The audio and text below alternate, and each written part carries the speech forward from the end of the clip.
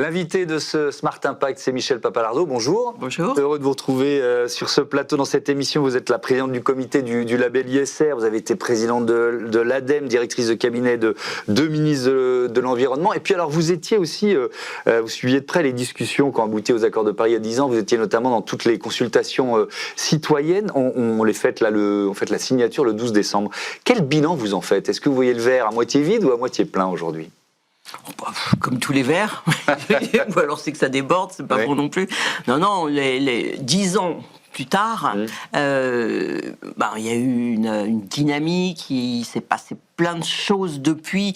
Moi, j'ai quand même toujours en tête qu'à l'époque, on partait sur un plus 4 degrés en 2100. Bon, là, c'est clair qu'on va pas être à un plus 1,5, mais on est plutôt entre 2,5 et 2,8. Et ça fait quand même une très, très, très, très grosse différence. Bon, il faut pas s'arrêter. Parce que chaque dixième de degré pèse de plus en plus lourd, il faut le rappeler. Tous les dixièmes de degrés sont importants. Et là, c'est pas des dixièmes de degrés, c'est des degrés entiers. Donc, on a lancé une dynamique. Bon, après, il y a des hauts, des débats, c'est classique. Sur le sujet label ISR, le gros plus des accords, c'était le fait d'indiquer spécifiquement, je crois que c'était la première fois, que la finance devait participer à cette démarche de transition écologique et de transition écologique. Et donc, ça a été vraiment un déclencheur, en fait, sur beaucoup de choses, et pour la création du label, puisque le label a été créé en 2016, sur la base de cette... Il n'y aurait pas eu de label ISR s'il n'y avait pas eu les accords de Paris, ou peut-être un peu plus tard. Oui, c'est ça, on ne peut pas réécrire l'histoire. Mais c'est clair que ça a été quand même le détonateur de beaucoup de choses en matière de finances durables. En commençant par le début, c'est-à-dire d'abord de la transparence, puisqu'on partait de rien quand même, et c'est d'ailleurs ce qu'on disait il y a encore quelques temps, c'est que le label n'avait pas forcément était en avance au moment où il a été créé, puis après il n'avait pas forcément suffisamment évolué, parce que la finance durable, elle avait évolué. Donc on a oui, donc vous le faites évoluer régulièrement. Mais c'est vraiment le déclencheur, il se trouve là. Quelques chiffres: 195 sociétés de gestion, 1174 fonds labellisés, 773 milliards d'euros d'encours, avec une importance que vous évoquez souvent de la pédagogie. Comment faire comprendre déjà de quoi on parle? L'investissement socialement responsable, ça veut dire quoi? Oui, c'est pas forcément tout à fait évident. C'est pour ça d'ailleurs qu'on a fait une campagne de communication là. On n'avait pas fait depuis 3 ans, puisqu'on était en train de revoir le référentiel, donc c'était difficile de faire de la communication sur. On est en train de travailler, mais par contre, on en a fait là à la rentrée en septembre-octobre, justement pour au moins éveiller la curiosité, que les gens comprennent qu'en fait, avec leur épargne, ils peuvent faire des choses qui correspondent, si ça les intéresse bien entendu, qui correspondent à leur démarche d'essayer d'être dans la transition écologique, d'avoir à la fois des démarches d'environnement, de social et de gouvernance, et d'essayer de faire passer ça avec des mots relativement simples. C'est pour ça que notre slogan, c'était changer le monde et pas vos ambitions. Voilà, c'est ça. Bon slogan. En travaillant avec votre épargne, ce qui n'est pas forcément ce que les uns et les autres ont en tête. Et ensuite, c'est d'essayer de les aider, surtout, de leur dire voilà, vous n'avez pas besoin de lire plein de documentation. Est-ce que avec cette campagne, vous avez ciblé une génération plutôt qu'une autre? Non, on a essayé. Alors, on a essayé avec les différents vecteurs, bien sûr, de cibler. Alors, il y avait des vecteurs entre guillemets pour les jeunes, des vecteurs pour les moins jeunes. Il y avait de la presse écrite, il y avait beaucoup de vidéos, il y avait des réseaux sociaux, il y avait beaucoup de. Voilà. Mais sinon, pas spécialement, mais vraiment en essayant justement de toucher tout le monde, ce qui fait que d'ailleurs on avait des spots pour toutes les générations, puisque l'idée c'était de s'adresser à la génération de mai 68 jusqu'à la génération aujourd'hui des réseaux sociaux. Vous dites que ce label, il peut faire de la finance un prolongement de l'engagement citoyen. Quand on dit engagement citoyen, c'est le vote, c'est aussi voter avec sa carte bancaire, par exemple. Ça se rejoint, on est dans la même logique. L'idée, c'est ça, c'est que dans tous nos actes de tous les jours, on peut choisir d'avoir des gestes, des actions, des comportements qui sont favorables. On n'est jamais parfait, mais qui vont dans le sens de cette préoccupation de la démarche de développement durable, et j'insiste, c'est pas que de l'environnement, c'est aussi la dimension sociale, ou non. Voilà, on ne peut pas le faire tout le temps, mais ce serait dommage quand on a cette envie-là de ne pas y penser quand on investit et quand on épargne. Avec beaucoup de labels et donc pour ceux qui investissent, une inquiétude parfois de se dire est-ce que je choisis le bon, est-ce qu'il n'y a pas du greenwashing derrière ce que je vais choisir. Enfin, franchement, par rapport à plein d'autres domaines, en fait, on a 3 labels qui sont tous très bien, surtout. Il y a donc le label ISR qui est le plus large et le plus nombreux.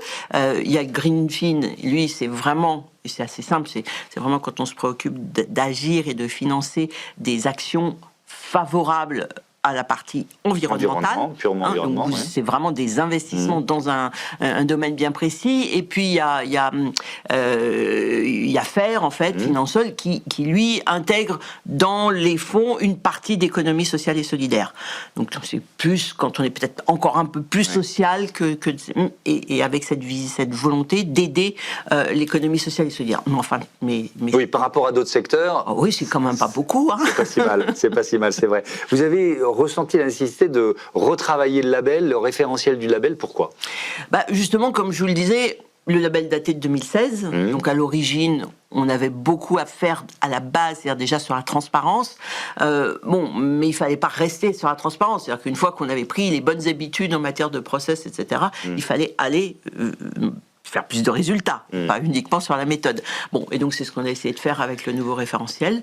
Il est plus exigeant, plus sélectif, avec des exclusions, avec plus de précision sur un certain nombre de sujets, en matière de controverses, d'engagement, etc. Donc il y a des choses un peu techniques, mais qui font le sérieux de la démarche des fonds, et puis il y a des choses aussi un peu plus faciles à communiquer, à expliquer aux uns et aux autres. Donc toujours la même logique, un fonds des fonds généralistes, ESG, encore un peu plus ESG d'ailleurs, en essayant de vérifier qu'ils sont bien sur les 3 domaines. Sur les 3 piliers, oui. Absolument, et plus de climat. Parce qu'on a considéré qu'effectivement, aujourd'hui, on ne peut pas dire qu'on fait de l'ESG si on n'a pas une forte préoccupation climat. Alors, selon ce que vous faites, bien entendu, la préoccupation sera plus ou moins forte, mais quand même, on a tous à avoir cette préoccupation, donc on a intégré bien ça dans le logiciel. Est-ce que c'est plus difficile d'intégrer la notion de biodiversité dans un label ? Parce que j'entends souvent dans cette émission que les mesures, les métriques pour parler de biodiversité sont un peu plus floues forcément que pour le climat et le carbone, quoi. Oui, c'est clair. On y travaille depuis moins longtemps déjà.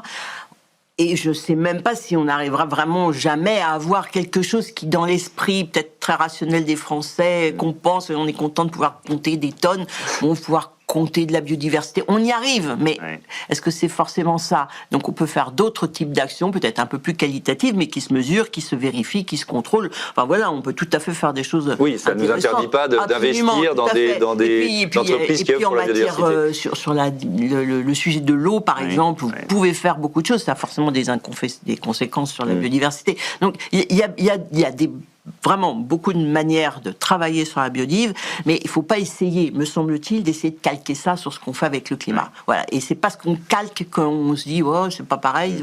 Non, c'est pas la même chose, c'est pas pareil, ça c'est clair. Mais on va trouver des solutions. Vous disiez un peu plus d'exclusion dans ce nouveau référentiel. Oui, parce qu'on n'en avait pas du tout.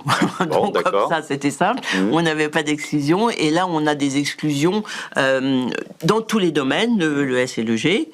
Sur le S, par exemple, on a le tabac, on a les armements non conventionnels, enfin des choses de ce genre-là. Sur la gouvernance, c'est le fait de ne pas avoir son siège social dans un paradis fiscal ou de pas faire ce qu'il faut en matière de corruption, enfin voilà, des choses de ce genre-là. Et puis sur la partie E, sujet dont on a le plus parlé, on a exclu les fossiles, pas tous les fossiles, mais en pratique, ça revient à ça, parce que je pense qu'on n'a pas beaucoup d'entreprises qui correspondent à ce qui reste, puisqu'on a interdit donc le charbon, les fossiles, les hydrocarbures non conventionnels, et les hydrocarbures conventionnels quand il y a de l'augmentation de production. Voilà. Donc on peut faire du fossile à condition de ne pas avoir d'augmentation de production, et c'est pas le cas aujourd'hui en général des entreprises qui sont dans le fossile. Mais comme je l'ai toujours dit, ça n'est pas ce qui était le plus difficile pour nos fonds, Bon, il y en avait qui étaient vraiment sur le sujet, donc ceux-là, en général, ils se sont pas fait labelliser, mais la plupart des fonds ont déjà très très peu investi sur le fossile. Ouais. Cette évolution, elle est sans fin. C'est-à-dire que là, vous nous dites, on vient de travailler un référentiel, mais il va falloir continuer. Oui, parce que regardez, un processus permanent. On avait fait en sorte, pour faciliter la vie de tout le monde, de caler notre référentiel sur les textes de la SFDR et de la CSRD. Qui sont bien en train de changer. Oui. Pour ne pas reprendre, ne pas inventer de définition, etc. Bon, ils changent. Quand ils auront fini de changer, forcément, on s'adaptera. Et il y aura peut-être d'autres raisons de s'adapter. Mais il y a au moins celle-là, ça c'est clair. Tiens, d'un mot, cette évolution européenne là, sur le bilan extra-financier, sur la compliance, etc., vous dites finalement il fallait le faire parce que c'était trop compliqué, ou alors on a poussé quand même le curseur trop loin dans le coup de frein? Oui, c'est ça. Comme d'habitude, on est allé trop loin d'un côté, on va trop loin de l'autre. C'est le balancier, quoi. Voilà, c'est ça. Et j'aime à croire que le label est bien, lui, au milieu, centré, parce que, et c'est ce que je crains finalement, on craint, ou espère, c'est que la logique du label et de ce qu'on a écrit dans le label, je pense que ça a un sens pour les financiers, parce que ça a une dimension de risque, en fait, pour les financiers, et que donc ils vont continuer à être dans la logique de ce qu'on fait à travers le label, donc plus loin que ce qu'ils ont prévu ou ce qu'on est en train de prévoir avec la SFD. CSRD, voilà, les deux. Ouais. Et CS3D Non, CS3D, c'est autre chose. Quoique, la CS3D aussi, puisque dans le CS3D, il y a les plans de transition, et que nous, on a prévu des plans de transition. Et on n'a pas l'intention de revenir sur les plans de transition, c'est pas parce qu'ils ne seront pas dans un texte européen que côté label, on ne va pas le garder. C'est un bon exemple, mais c'est vrai aussi pour les autres. Ce qu'on essayait de faire, qu'ils essayaient de faire avec les textes, c'était d'unifier les normes, les textes, les définitions. Bon, nous, on va garder ça. Merci beaucoup, Michel Papalardo, et à bientôt sur Be Smart for Change. On passe à notre débat, la mobilité électrique des poids lourds au programme.